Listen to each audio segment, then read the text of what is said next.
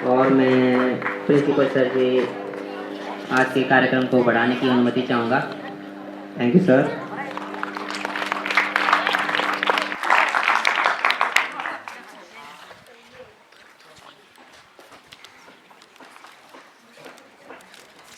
बहुत बढ़िया। अच्छा, सबसे पहला क्वेश्चन, रेणुका झील हिमाचल के किस जिले में स्थित है? रेणुका झील बिल्कुल सही आंसर। तालियां। तालियां उसको 10 नंबर का अपना क्वेश्चन।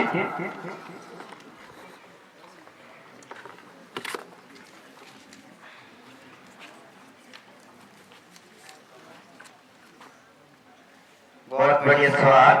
आंख के किस भाग में वस्तु का प्रतिबिंब बनता है? अपना समय पूरा लें। क्वेश्चन एक बार फिर, आंख के किस भाग में वस्तु का प्रतिबिंब बनता है?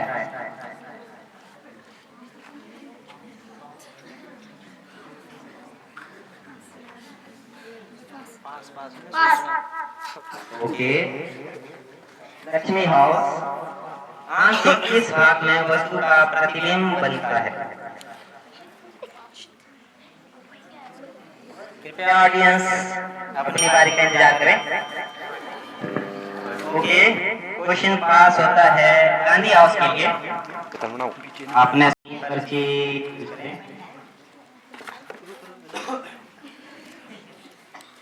बहुत बढ़िया। हिमाचल का साक्षर जिला कौन है? सबसे ज्यादा साक्षर हमीरपुर। बहुत बढ़िया। ब्रिलियंट। इसके बाद पास हाउस, तालियां बजाकर। Okay.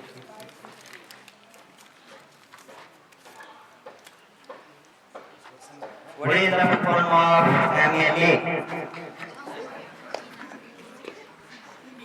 Prime minister. What is the full form of MLA?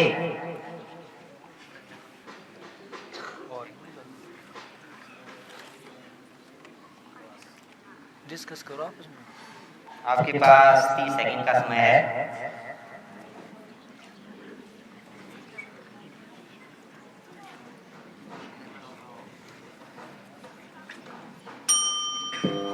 इस बार टाइम समाप्ति। पहला सवाल ऑटो हाउस से।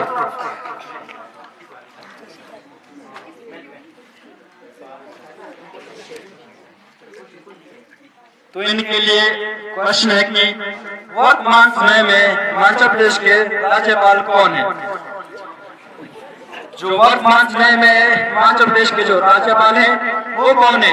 कृपया सोच के बताएं।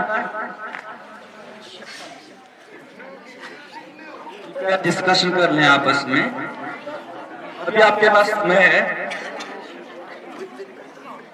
आपको कोई हड़बड़ी नहीं दिखानी है। जो हिमाचल प्रदेश के जो राज्यपाल है वर्तमान समय में वो कौन है? तो एक क्वेश्चन पास होता है सुभाष हाउस के लिए। Shiv Pratap Shukla. Very good, Shiv Pratap Shukla. Subhash house 5 marks score board के खाते में।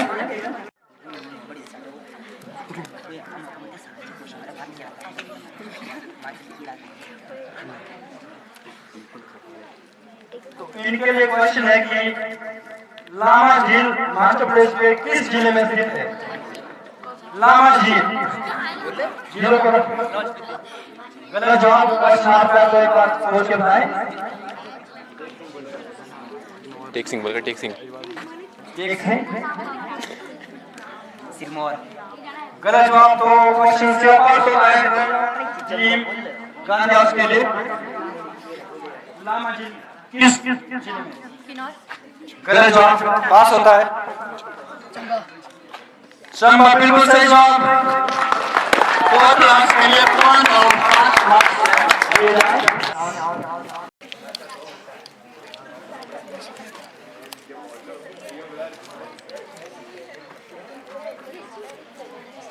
तो इनके लिए सवाल है, जलियांवाला बाग हत्याकांड जो हुआ था वो कब हुआ था? 13 अप्रैल 1919, राइट। 14 तालियां इनके लिए। अब लास्ट को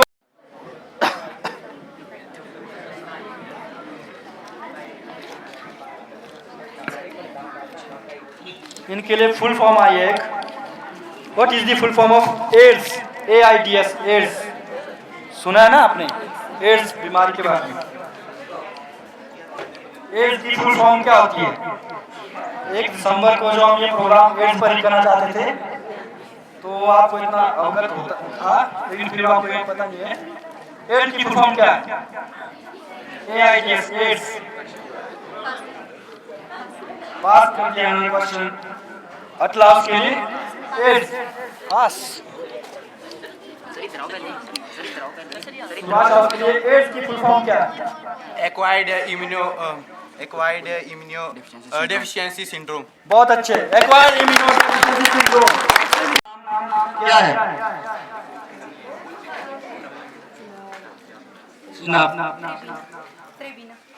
गलत जवाब। आपको एक और जवाब देने के लिए मौका मिलेगा। इस सवाल आपका है। समय पास होता है अटलास के लिए। नाम नदी का वैदिक नाम क्या है? तो पास कर दिया है सुभाष के लिए।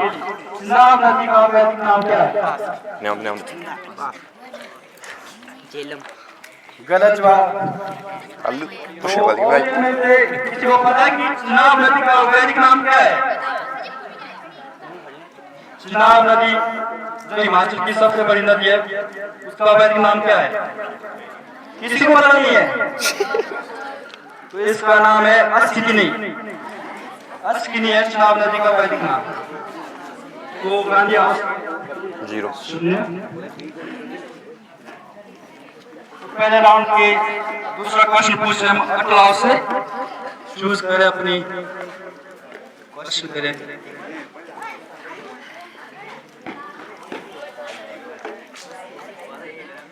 तो इनके लिए काफी अच्छा सवाल आया है। मंडी जिले का क्षेत्रफल कितना है? जिस जिले में हम रहते हैं उसका क्षेत्रफल कितना है? जवाब सोच लो आपस में पहले। आप क्या मैं एक क्वेश्चन आपका है। मंडी जिले का क्षेत्रफल कितना है?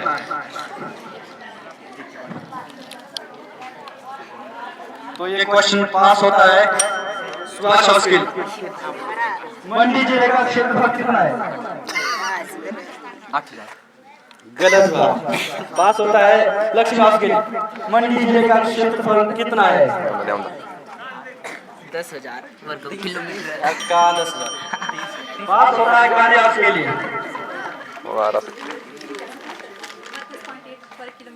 गलत के तो आप बात बता रहे हैं। तो ऑडियंस में से मंडी जिले का क्षेत्रफल कितना है? कितना? Very good. तालियां बजाने के लिए। क्या नाम है इनका?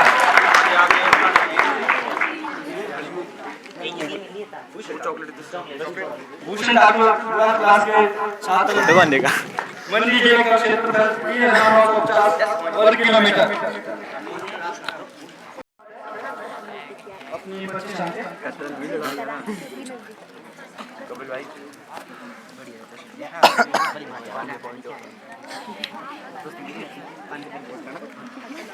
तो वोट तो सभी देते होंगे जो 18 वर्ष से पढ़े। तो भारत में जो वोट देने का अधिकार है वो किस अनुच्छेद में दिया गया है? जो 18 वर्ष से ऊपर जो वोट देते हैं वो अधिकार किस अनुच्छेद में दिया गया है?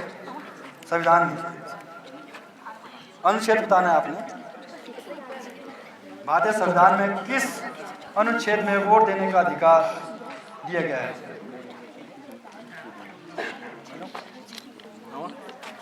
326 right answer. Please clap. Lakshmi आप के लिए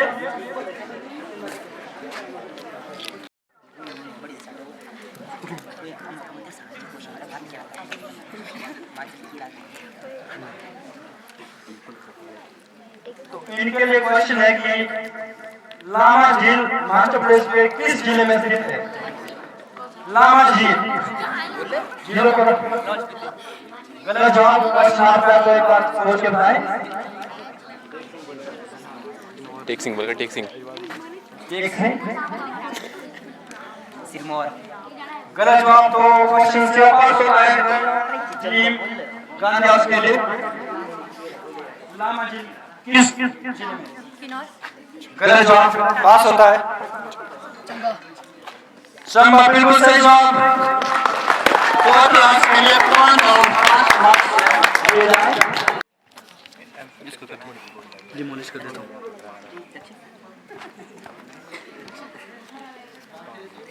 वीडियो भी बहुत ही आसान जवाब उनके लिए। हल्दी घाटी का युद्ध कब और किस किस के बीच हुआ था? हल्दी घाटी का युद्ध सुना होगा आपने नाम इतिहास में। वो कब और किस किस के बीच हुआ था? हल्दी घाटी का युद्ध। सोचो, आराम से सोचो, वक्त है आपके पास 30 सेकंड का। हल्दी घाटी का युद्ध काफी फेमस युद्ध है वो इतिहास में। हिस्ट्री के स्टूडेंट है कोई यहाँ? सब हल्दी घाटी का युद्ध कब और समय की समाप्ति इनके लिए ये क्वेश्चन पास होता है गांधी हाउस के लिए। हल्दी घाटी का युद्ध कब और किस किस के बीच हुआ था? Quick pass. Quick 5 second. Pass. Subhash 5 second. 5 4 3 नहीं आता है। 1 हल्दी घाटी का युद्ध ऑडियंस में से किसी को पता है? हल्दी घाटी का युद्ध कब और किस किस के बीच हुआ था? पता नहीं है। हल्दी घाटी का युद्ध हुआ था महाराणा प्रताप और अकबर के बीच 1576 में हुआ था। उसका वैदिक नाम क्या है? व्यास नदी। व्यास नदी का वैदिक नाम क्या है? मरी जाओ डिस्कस कर लो आपस में। कपिल एक गोली लगी व्यास नदी का वैदिक नाम क्या है? फोन है पास कर दिया इन्होंने क्वेश्चन। तो ये पास होता है लक्ष्मी व्यास के लिए। व्यास नदी का वैदिक नाम। तो इनसे भी पास होता है। नेक्स्ट गांधी हाउस के लिए व्यास नदी का वैदिक नाम। पास कर दिया इन्होंने भी। अजय जी पास। ऑडियंस के लिए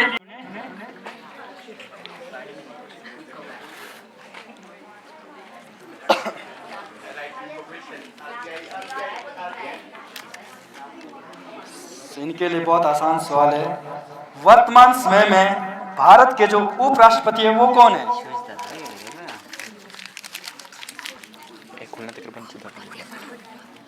जो वर्तमान समय में भारत के जो राष्ट्रपति हैं, आराम से सोचे अभी, वो कौन है? उपराष्ट्रपति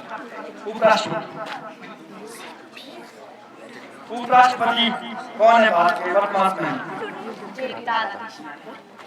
जेपी राधाकृष्णन। राधाकृष्णन सही है। आगे आपका जो आंसर बिल्कुल रखनी है। नहीं। तो ये पास होता है अटलास के लिए। जो भारत के वर्तमान समय में जो उपराष्ट्रपति है वो कौन है?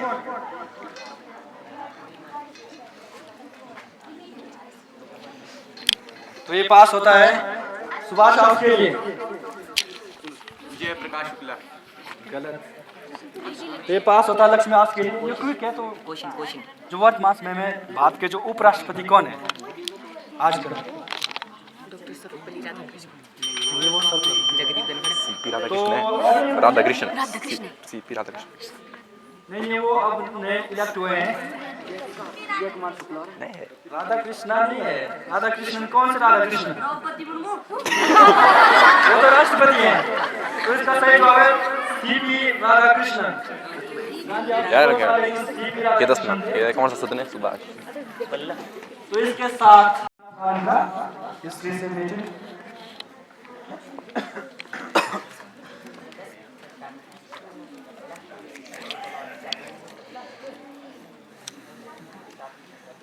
तो इनके लिए सवाल है, भारत का नेपोलियन किसे कहा जाता है? किस शासक को कहा जाता है भारत का नेपोलियन? तो भारत में कई राजा हुए ऐसे शासक जो बहुत महान थे, तो उनमें से किसको भारत का नेपोलियन कहा जाता है? आराम से सोचकर बताएं, आपका अपना सवाल है, कोई जल्दबाजी नहीं है। 20 सेकंड है आपके पास। शाहजहां गलत जवाब। आपके पास फिर भी समय है। गलत जवाब। तो ये पास होता है। सुपुत्र क्या बोल रहे हैं आप? तो ये पास होता है। नेक्स्ट। भारत का नेपोलियन किसे कहा जाता है? किस शासक को? कपिल। नेक्स्ट लक्ष्मी के लिए। गलत जवाब। भारत का जो नेपोलियन है वो किसे कहा जाता है? Anybody else? कोई नहीं? जो भारत का नेपोलियन है वो समुद्रगुप्त को कहा जाता है। गुप्त वंश का जो सबसे महान शासक था उसको कहा जाता था भारत का नेपोलियन। लास्ट होता है नेक्स्ट सवाल हमारा अटलाव से।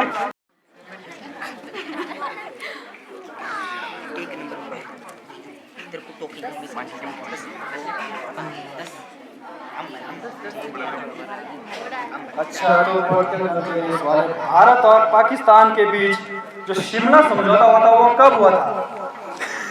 शिमला समझौता हुआ था भारत और पाकिस्तान के बीच कब हुआ था? सोच लें, वक्त है आपके पास। शायद आपने पढ़ा भी होगा शिमला समझौता के बारे में। शिमला समझौता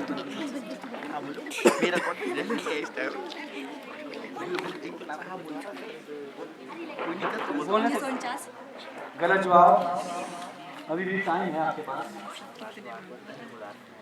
भारत पाकिस्तान के बीच जो शिमला समझौता वो कब हुआ? गलत जवाब। तो ये पास होता है लक्ष्मी हाउस के लिए। भारत पाकिस्तान समझौता कब हुआ? 1904। गलत जवाब। तो क्विक आंसर चाहिए हमें। 5 सेकंड आपके पास। शिमला समझौता कब हुआ था? गलत जवाब। तो पास होता है ये अटलास के लिए। 1995। गलत जवाब। तो ऑडियंस में से किसी को पता कि जो शिमला समझौता हुआ था भारत और पाकिस्तान के बीच